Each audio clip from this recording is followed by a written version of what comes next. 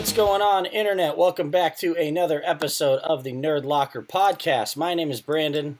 I'm Patrick. And I'm Jimmy. And this episode is going to contain a lot of spoilers, specifically for Logan.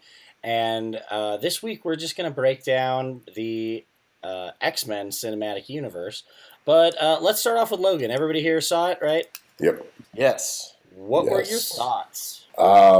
I would say hands down this is the quintessential reason why Bryan Singer should not be involved with the X universe ever. Logan is the perfect, well, close to perfect X-Men movie.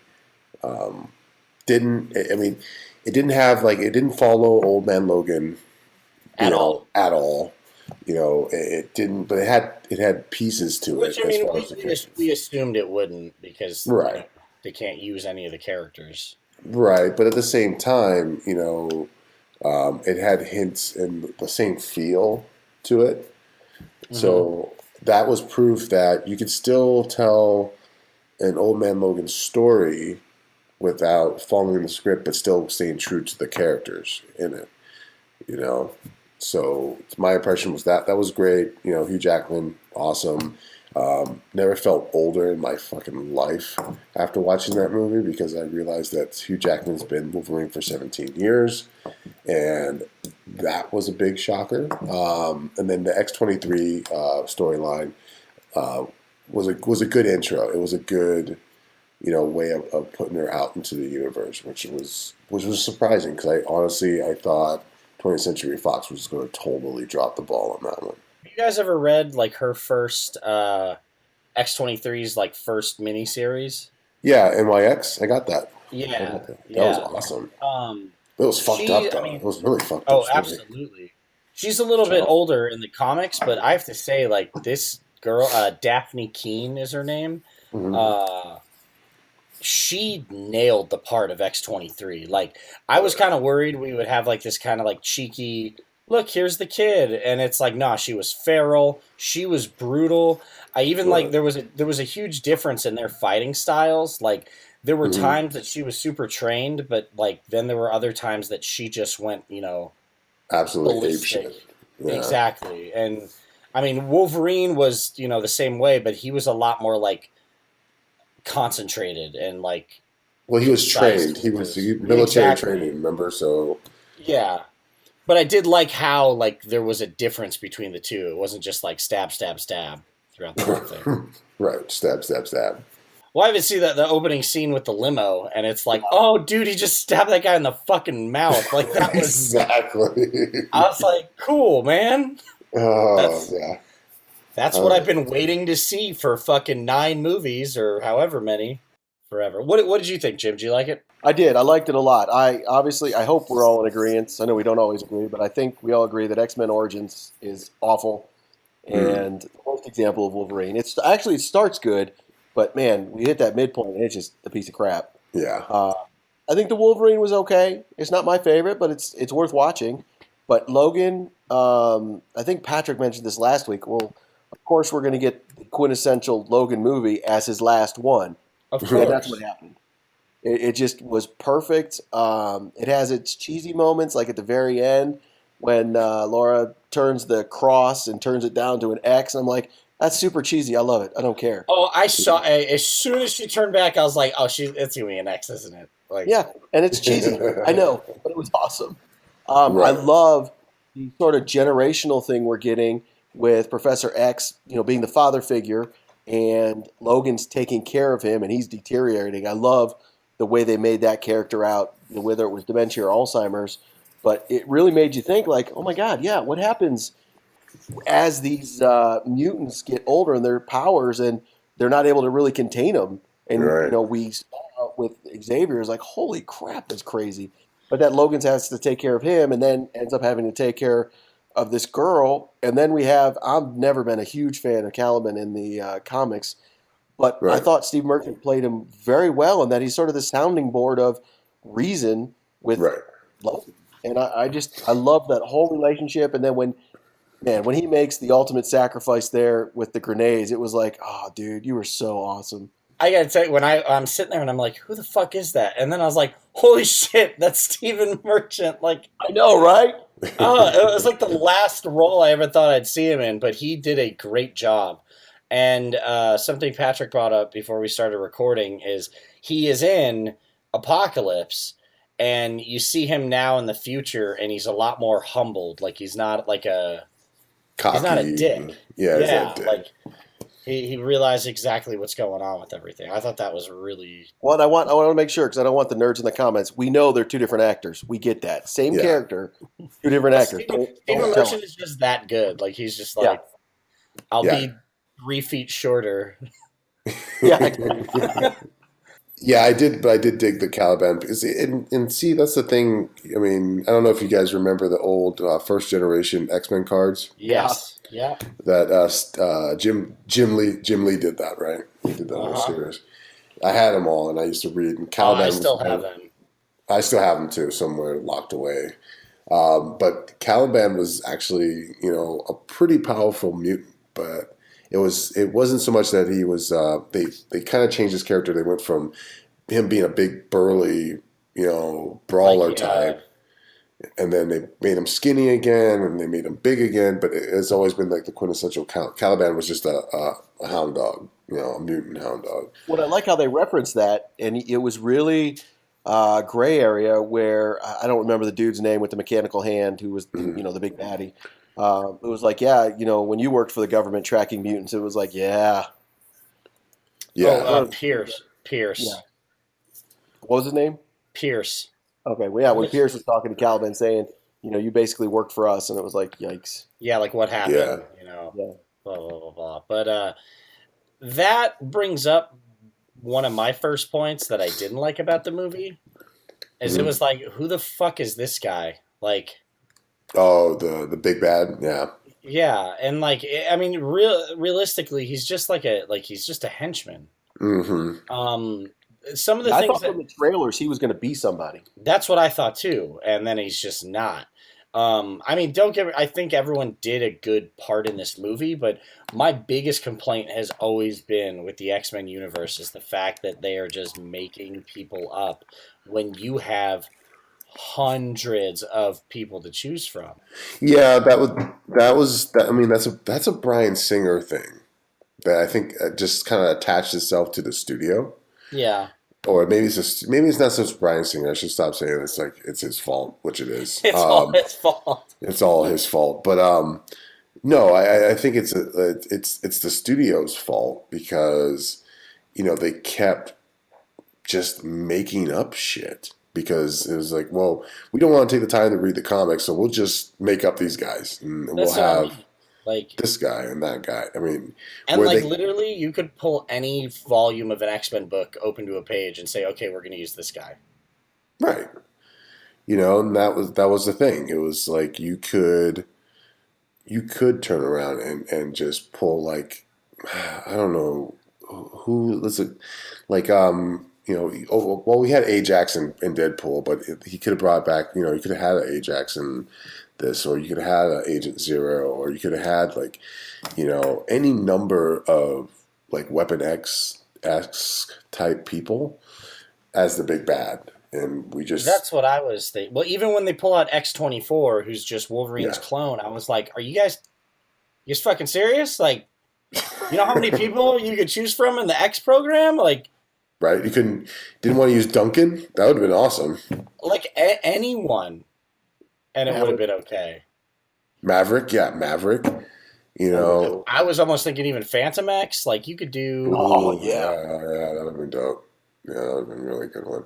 So, like again, I think it goes back to the studio itself. Just being not bored, but not taking the time out to really dive into that. And I have to agree with you that part did kind of suck because I was hoping for like a good bad guy. I mean, Xander Rice, the Doctor, was a good one. I mean, he ran the facility, which technically built, Deadpool and all the rest of the second generation of, we see the facility in Deadpool, but you see all these other.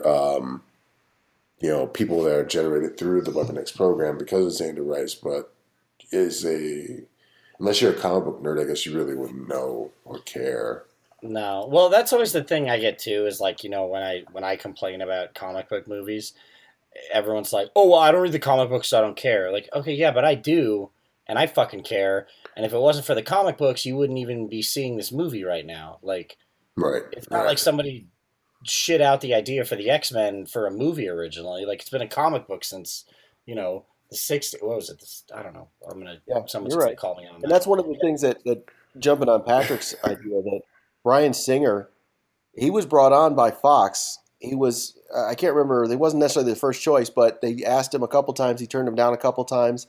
And finally he agreed to do it because he saw the 90s cartoon and he really liked the idea of the prejudice and trying to delve into that. And the the ironic part is the only one that's not based on a comic book or material from a comic book is the first one. And I do want to give him kudos because he brought together the X-Men, and I think at the time that looked insurmountable. How do you have a superhero team? It's never been done before. How can you have that actually be good? And I think he did well, and he did well in the second one. Mm-hmm. But I think his knowledge of the X-Men and what they really are is really wearing thin. I mean, it has for a long time, but I think it's wearing thin, and it was so blatant in Apocalypse where it's like, oh my God, dude, this is not interesting. Yeah, we're just gonna throw people. We're just gonna throw people in there and just see what happens. Like you 100% never read an Apocalypse comic book writing that movie. Like it's just not. And this is actually like the first time I feel like all three of us are equally like educated on the topic. Right. I mean, there's just Apocalypse. That whole movie is a mess within itself. Like the shitty things about X-Men First Class and Age of Apocalypse and Days of Future Past, like Michael Fassbender is the best Magneto. Like he fucking kills it. Right. He's amazing, but it's like he's just surrounded by shit the rest of the movie. So it's like, cool, man, we got a good Magneto, but we gotta, it's kind of like, it's almost like Hugh Jackman. Like, cool, we got a good Wolverine, but you have to watch him in X3, like, and Wolverine Origins. I do like Days of Future Past a lot because you get Michael Fassbender, you get Patrick Stewart. I'm sorry, my bad. Sir Patrick Stewart, Sir Ian McKellen. Or you mean Days of Future Past? Yeah. Isn't that what I said? Yeah, that's what I said. Okay. I thought you said First Class. My bad. No. Actually, I didn't like First Class when I first saw it. I liked it better after seeing Days of Future Past and realizing, okay, I guess it ties better. But Days of Future Past to me, I thoroughly enjoy that because we get like the best actors with the characters, and we get a double whammy because I agree with you on Magneto, but Ian McKellen is a fantastic Magneto as well. So we get both of those, and it's like, oh man, that's just fantastic. Oh, absolutely. But I mean, it's like he's the younger, like much more aggressive, like Magneto. That's like the. I totally agree. Yeah. I mean, which is the one thing I liked about Apocalypse is when they make up his whole story, and he's in Poland or wherever as a steel worker. Yes. Worker, yeah. And you get to see how he's trying to, almost like the Incredible Hulk, he's trying to keep that rage down and hide it. Right. And then, oh, you did what? And that was the lamest way to get him to come out as an arrow with his daughter. It's like ridiculous. But then like when he takes he's going off. When he takes the one necklace and just murders everyone in 3 seconds, I was like, holy shit. Like, because it's the angriest you've ever seen him, and he's not even raising his voice. He's just like, what the? I was honestly disappointed because he walks into that steel mill and he's like, I'm going to murder all of you. And then fucking Mr. Ooze or whatever, Ivan Ooze from fucking Power Ranger shows up and then just drops him in the floor. And I'm like, nah, man, I wanted to see like, get thrown around. And that's what I wanted. Molten magma. 100%. Yeah, that would have been outrageous. But again, it's the thing that screws it up, though. And unfortunately, this is how I think Michael Fassbender could have been used a lot better in the movies. Like you said, he was kind of surrounded by shit, and I have to say that falls on directly on the timeline switching and all the timeline bullshit that went on between like, you know, Origins, First Class. Now we're like wondering where the hell is Wolverine taking place, and Yeah. you know, Days of Future Past. Where does that fall in? Apocalypse, is that, you know, that's after First Class, but between Wolverine? Well, I sat down and I literally mapped this out because, like, I've always been frustrated with this timeline. So I literally wrote down and then wrote the changes of what happens when. And Mm-hmm. here's the thing is like with comic books, you have, you know, decades of stories and books come out every month or twice a month or Mm-hmm. you know, depending on what's going on. So there's a lot more history to backtrack and look up and make sure you're not doing shit, and you know, universes have been restarted and all this other bullshit or whatever. And it's like, and then you have like 20 hours of movie you can just watch and go, okay, so that happened. Okay, well, then we can't do that. Like, so Right. you figure X1 and X3 take place anywhere between 2000 and 2004. Right. So the original timeline is X-Men First Class in the 70s, Wolverine Origins, and that movie. No. First Class was 60s because it was a Cuban Missile Crisis. Okay, Yeah, so the 60s. That's what I meant. Because then Days of Future Past goes into the 70s. Right. When they send him back. Right. So that's the 60s, and then the next in the original timeline before Days of a Future Past happened, Wolverine Origins ends anywhere from like 81 to 85. I was looking up because nobody knows the exact date, but that's what they figure. Right. So then you go to X, the first X-Men movie, X2 and X3. X3 maybe ends 2004, let's say. Yeah. Then though Wolverine takes place in 2013. Okay. But in the Wolverine, he says it's been 15 years since Origins, what would put him at 2000. But at the end of that movie, he has his claws cut off. So that means X-Men 1, 2, and 3, to make this work, took place in like a fucking 8-month time span, which it didn't. That's stupid and insane. So then you have... So at the end of The Wolverine, it is present day, which is when that movie took place, because it took place after the X-Men movies, because he has all that guilt about Jean and all that kind of shit. Right. He gets his claws cut off, and then he meets Xavier and Magneto, and then Days of Future Past takes place in 2023. So within those 10 years, everything goes to shit. They send him back to the 70s, and doing that erases Origins, X-Men 3, because when he comes back to the present, he is, everyone's alive, whatever, which also erases the Wolverine, because he has his claws, and they're not missing or anything like that. So none of that fucking happened. So now Wolverine Origins is replaced with Apocalypse. Okay, but even if you look at the original timeline, X-Men First Class took place in the 60s with Emma Frost as the villain, and then in 85 she's a little girl that he's breaking out of a fucking mutant kid. That was ridiculous. Don't get me wrong, you've erased that, but that person still fucking exists then. The only consistency with Origins and Apocalypse is the fact that Scott Summers is in fucking school and he's getting his mutant powers for the first time. Yes. Those are, and that carries on all the way through from, like I said, from Origins to Apocalypse. You X1 again, but you figure he's like, oh, well, you don't remember the history, Logan. Like, it's a different world. So you're trying to get him caught up. But in Logan, which now takes place in 2029, they reference the Statue of Liberty. So you know that the first movie has happened. Maybe not in the exact same way, but it has happened.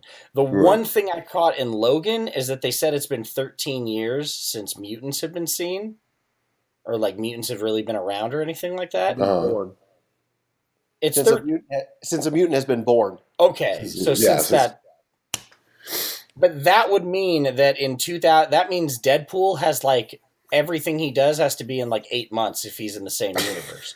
That takes place in 2016, which is why I think Deadpool should take place in its own universe. But I think that's what they're clarifying is not been born. And this is sort of something that Bryan Singer started with X-Men, is the manufacturing of mutants. Like Magneto technically manufactured the first mutant when he did Senator Kelly. Okay. And I think we see that that's how Deadpool got created in their in the movie universe. Yeah, the facility.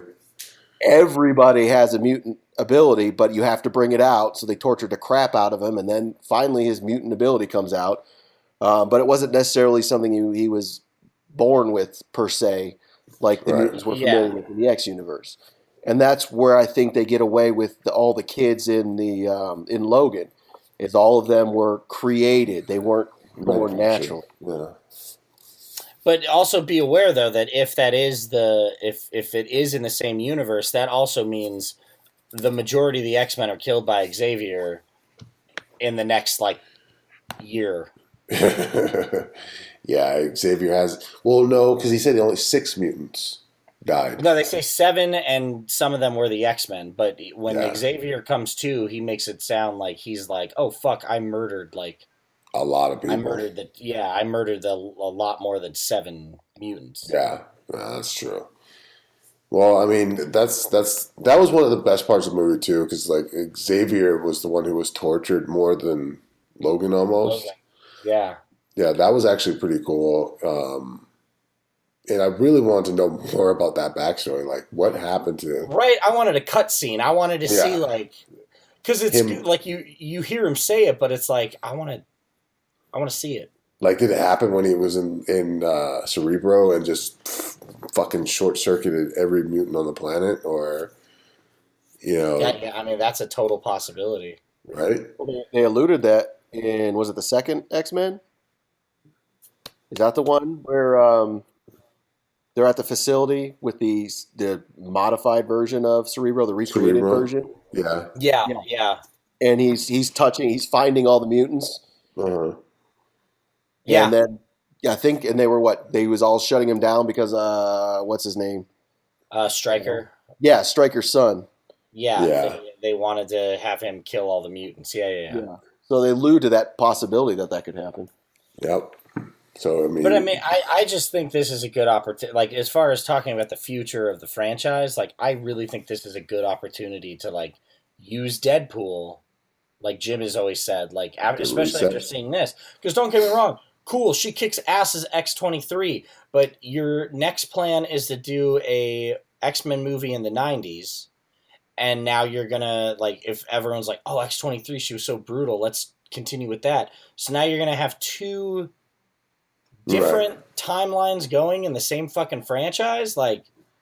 This one takes place in the far future. This one's in the kind of past.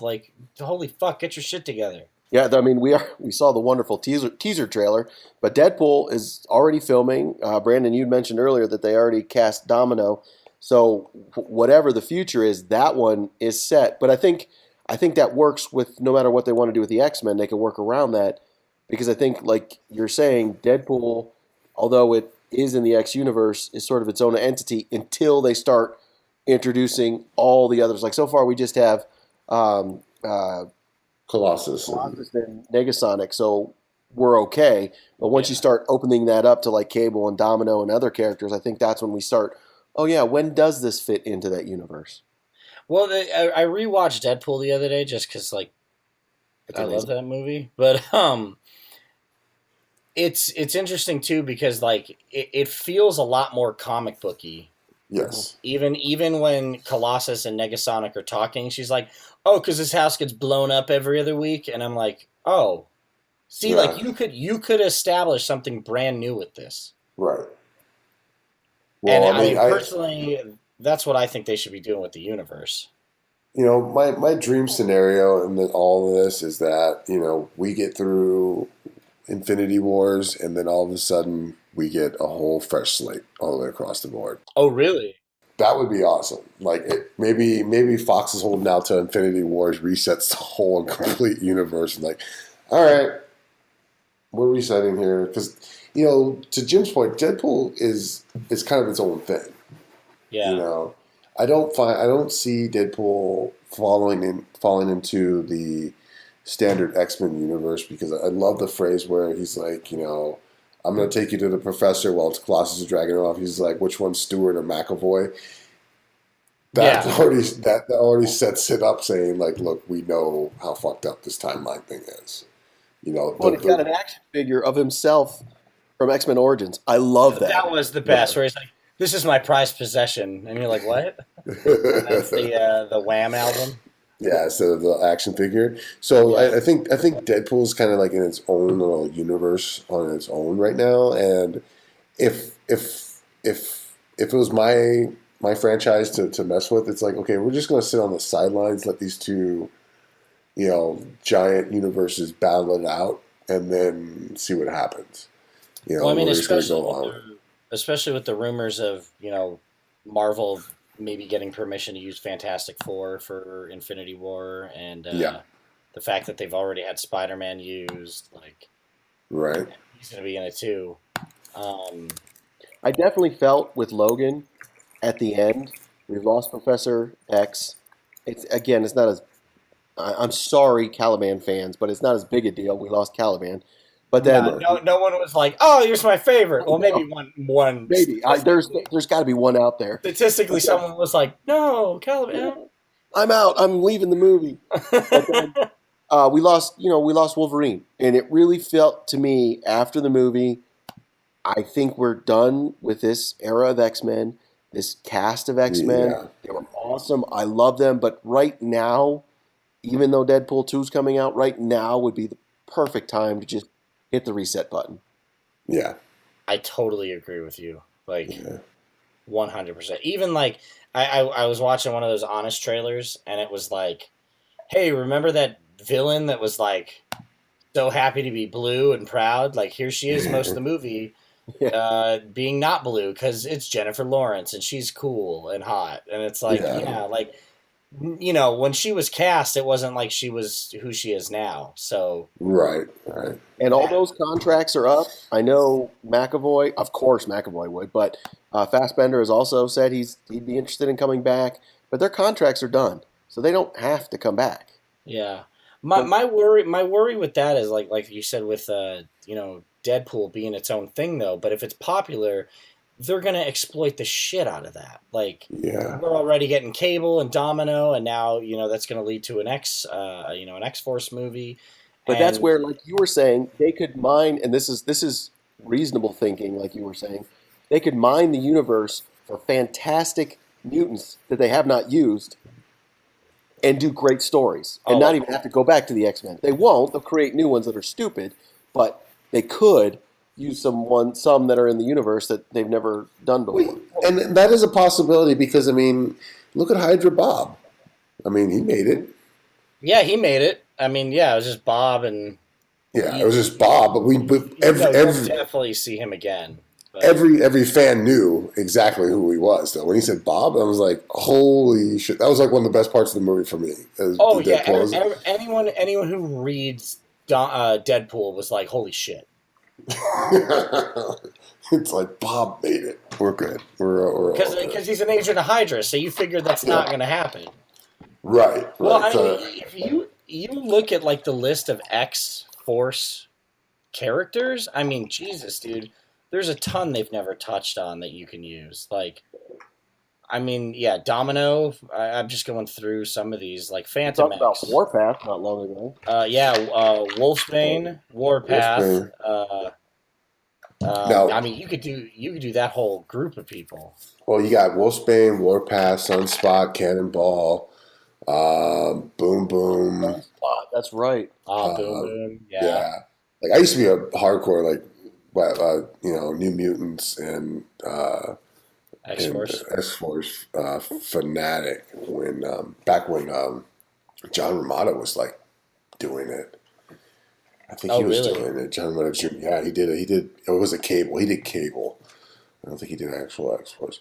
But Wolfsbane's already cast it in the New Mutants TV series. Okay. Arya Stark will be playing Wolfsbane. Oh no! What? When was that announced? That was like, was it last week? Week before last? Oh, That's, dude, are that's you talking fucking about TV or movie? I thought that was in a movie. No, it's supposed to be a TV series, isn't it? The Wolfsbane? X Men: The New Mutants. New Mutants, yeah. Pre-production. That's all I see. Yep. Oh, dude, that'd be fucking awesome. Yep. Art reveals that, New Mutants art reveals that Game of Thrones actress has Wolfsbane. Oh, that's cool as shit. But I mean, like, even for the movies, I mean, like Forge would be cool, Oh, especially Forge would be awesome. something like Deadpool. Cannonball. I mean, Cannonball would be one of the New Mutants, I guess.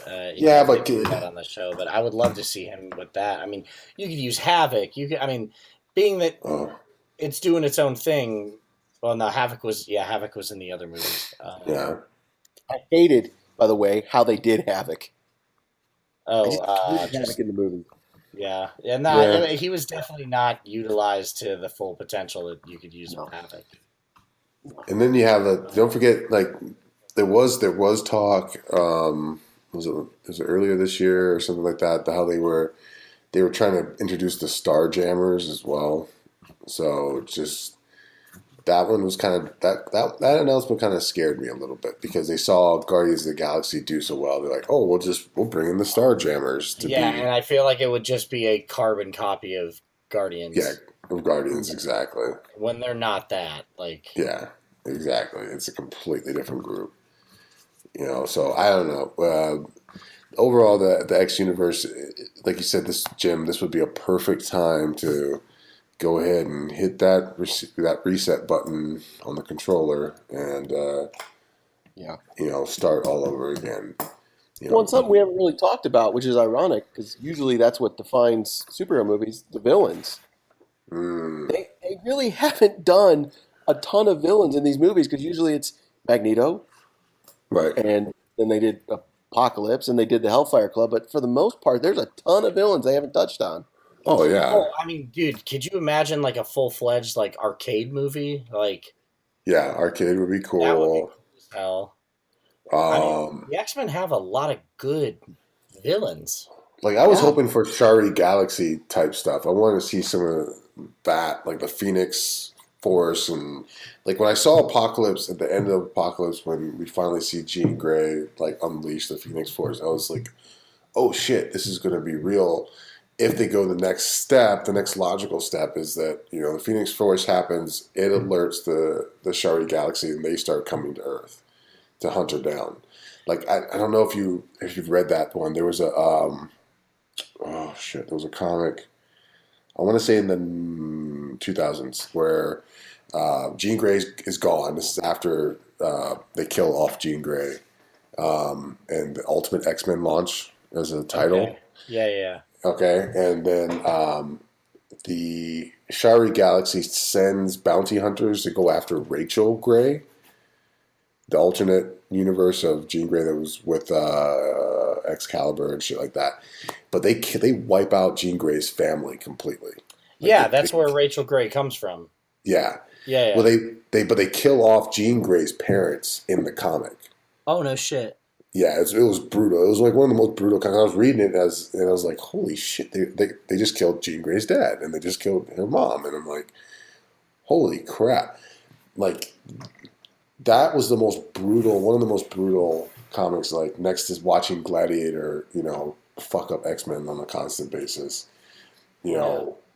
Outside of anything I've read when it came to that, it was awesome. But I would like to see that. That's a great series of bad guys to bring into the X universe that would just totally beat the crap out of people, like left and right. Arcade, like you said, Arcade's another good one. Mojo would have been an awesome one. Oh, if they did like a whole Mojo World thing. Oh yeah.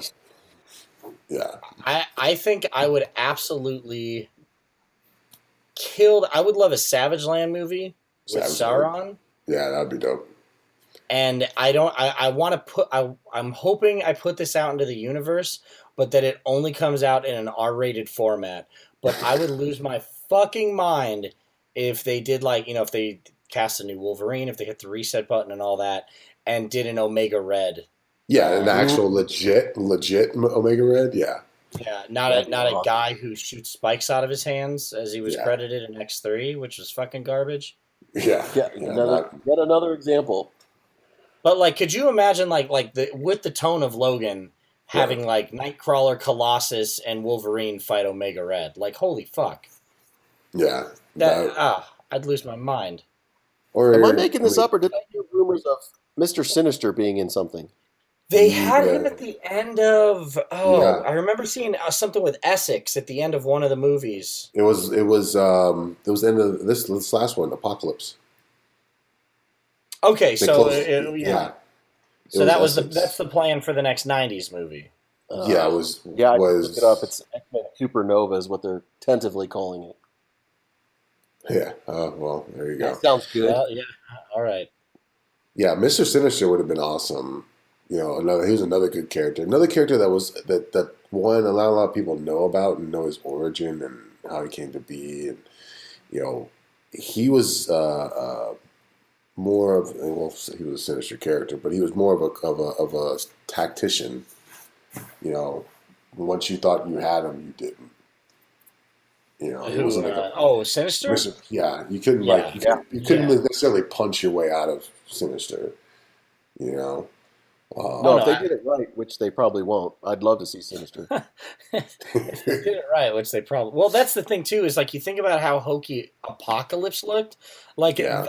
the fact that they're like, oh, let's put Sinister in the next one in the '90s. Like I just, oh man, I feel like that's gonna Shoulder be. pads. All I see I'm is like, shoulder pads. Jim Lee has like a half chub. Like, can I help you design the costumes? Can I help you design the costumes? Yeah, You guys need exactly. help? You guys need help? Oh, everyone's gonna have pouches and shoulder pads And ponytails. and ponytails. It's gonna be fucking. Awesome. It's gonna be lit, guys. Yeah, I mean, shit. Even X3 fucked up Juggernaut. Like, you could have made that so cool. And I mean, like a Brotherhood of Evil Mutants, like an actual like uh, not just three well, people being like mad. Juggernaut would have been awesome because I've always enjoyed Juggernaut as a character because of the relationship with Chuck. Being Yeah, Charles' like half brother and always being like behind him and always wanting to be him, like have that kind of power. And like one of my favorite comics with Juggernaut is when Juggernaut fights the Hulk in World War Hulk. oh, that was such a good fucking book.